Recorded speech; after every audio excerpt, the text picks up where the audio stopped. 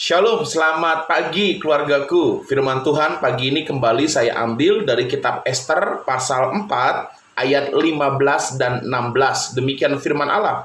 Maka Ester menyuruh menyampaikan jawab ini kepada Mordekai. Pergilah, kumpulkanlah semua orang Yahudi yang terdapat di Susan dan berpuasalah untuk aku. Janganlah makan dan janganlah minum 3 hari lamanya, baik waktu malam, baik waktu siang. Aku serta dayang-dayangku pun akan berpuasa demikian. Dan kemudian aku akan masuk menghadap raja, sungguh pun berlawanan dengan undang-undang. Kalau terpaksa aku mati, biarlah aku mati. Bapak Ibu keluargaku, firman Tuhan pagi ini saya beri judul berani menanggung resiko. Saudara, dunia hari-hari ini penuh dengan orang-orang nekat tanpa dasar yang jelas. Mereka melakukan apa saja, termasuk membunuh, menganiaya dengan alasan yang tidak jelas, hanya untuk kepentingan pribadi, nafsu belaka, dan pada akhirnya melanggar kebenaran yang hakiki. Bapak Ibu keluargaku, sebagai orang Kristen, kita harus berani menanggung resiko. Tetapi dasarnya harus jelas. Sekali lagi, kita harus berani mengambil resiko, tetapi dasarnya harus jelas. Bukan kepentingan keuntungan diri sendiri, tetapi Tuhan yang memerintahkan dan Tuhan yang menghendaki kita melakukan itu semua.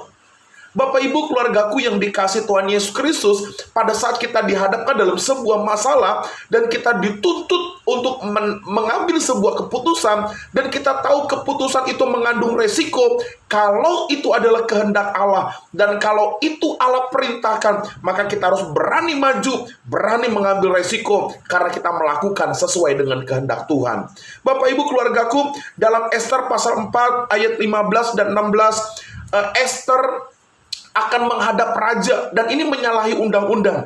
Kenapa Ester harus menghadap raja? Karena dia ingin berjuang mempertahankan orang-orang Yahudi yang akan dibunuh oleh Haman. Makanya di ayat yang ke-16 bagian terakhir dikatakan, kalau terpaksa aku mati, biarlah aku mati. Ini resiko yang harus Ester ambil, dan Ester berani mengambil resiko karena Ester melakukan kebenaran. Bapak Ibu keluargaku, mari kita harus jadi anak-anak Tuhan yang berani mengambil resiko karena kita melakukan kebenaran. Tentu pada saat kita berani mengambil resiko, saudara, kita harus punya iman yang teguh di dalam Tuhan. Kita harus punya iman yang kokoh dalam melakukan kebenaran. Pertanyaannya adalah, kenapa Pak Pendeta banyak orang-orang Kristen yang imannya lemah sehingga tidak berani mengambil resiko melakukan kebenaran? Yang pertama, saudara, karena ketidakmengertian akan firman Tuhan.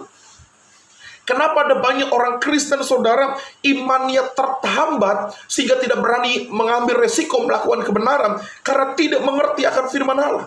Bapak Ibu, mari baca firman Tuhan. Mari pahami firman Tuhan dan lakukan firman Allah, sehingga Allah akan memberikan pengertian demi pengertian kepada kita. Yang kedua, kenapa orang tidak punya iman dan imannya terhambat? Karena terpengaruh dengan bujukan-bujukan dunia yang membingungkan.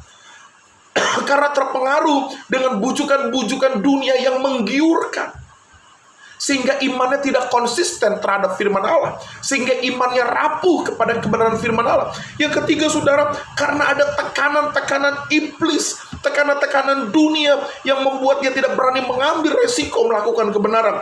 Dan yang keempat adalah ketidaksiapan untuk hidup kita, hati kita diproses seperti bejana-bejananya Tuhan. Bapak Ibu, sebagai anak-anak Allah, relakan hatimu, biarkan bejana hatimu dibentuk Allah sedemikian rupa sesuai gambar Allah, sehingga kita berani mengambil resiko melakukan kebenaran. Selamat pagi keluargaku, lakukan kebenaran, terus kerjakan keselamatanmu dengan takut dan gentar kepada Allah. Maka ketika ada resiko, Allah akan tetap menyertai hidup kita. Shalom, Tuhan memberkati kita semua. Haleluya.